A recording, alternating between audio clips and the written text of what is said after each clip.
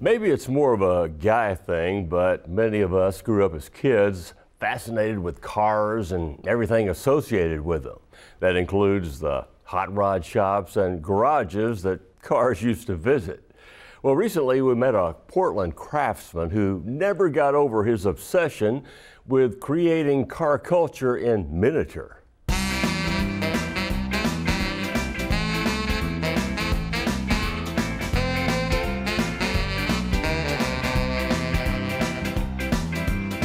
It's little wonder that Andy Roderick has a garage decorated like this. He's a self-professed car nut and retired curator of the Corvette Museum in Bowling Green, Kentucky. He even has a small block Chevy engine on display. Well, it appears so until you lift the lid and turn on the gas. For cooking, that is. I'm ready for a hot dog. But you gotta go in for close-ups to discover Andy's related lifelong passion: creating dioramas of car shops and working garages, all in 1/18th scale. Well, it actually started when I was a kid. My brother had HO trains, and we had little buildings somebody gave us to build to go with the trains, and that did it. I've loved the little buildings and so forth, and been with it since I was about 8 years old, I guess. Andy goes for painstaking detail in his diorama work and builds each one so the visitor can explore the realistic activity inside. He's got collector customers for his original works all around the country and as far away as Germany.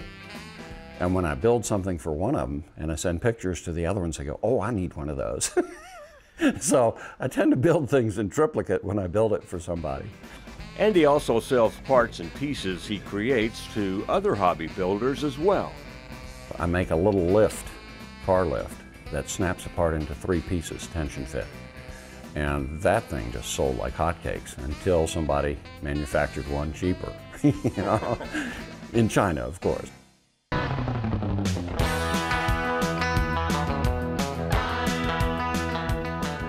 The figurines and most vehicles are manufactured. However, all the buildings are handmade, along with much of their contents. This often takes some resourceful creativity. It's a little piece of wire and a little piece of wood. With patience and the right paint, the inside of cardboard becomes corrugated metal. It's the only thing in my life I've ever had patience for. I am the most impatient person you've ever met in your life. But when it comes to my dioramas, if it takes 2 weeks, 3 weeks, doesn't matter. This is my bonus room.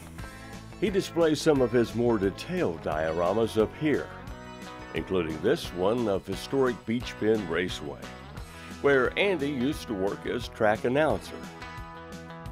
Well, Andy, this brings back a lot of memories, and some people probably don't remember them. When I was a kid, we'd ride our bikes down and fill the tires with air at these type stations. And then, of course, you've got the cars being serviced and a lift, and even an air hose, air line that runs around the shop and out the back wall to the air compressor. They always put them in a cage out back to keep the noise and dirt out of the shop. There's even a removable balcony with all the parts they store. An old tobacco barn behind his house is Andy's workshop and home to even more of his dioramas, like this thriving Route 66 garage behind the sliding door. One of Andy's specialties is de-restoration work. That is, taking a nice, pristine vehicle and giving it decades of age and wear, even down to the rips in the seat covers. And I spent a lot of time perfecting how to make the pumpkin and the transmission look dirty and grimy and oily, even though you don't see it when it's displayed. Perhaps the most prized diorama is this abandoned Route 66 service station.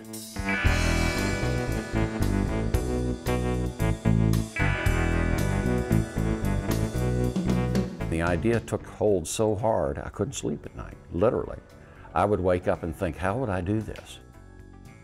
In the front door that's boarded up, the glass is broken and you can see the remnants of an open sign.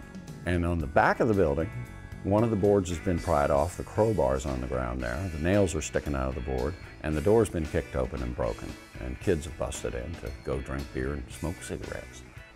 Have you ever calculated how much time you put into these things? All together? Yeah. I don't want to. It would scare you, huh? Yeah. I'd say, I want those years back. You won't get rich making detailed, time-consuming dioramas. No, it's a resolve to further perfect the craft that keeps Andy Roderick going, along with those priceless moments of admiration. I really enjoy when somebody really takes the time to look and says, oh, there's a screwdriver, and it's even rusty. And each diorama I try to go into more detail and challenge myself and do something I've never tried or done before.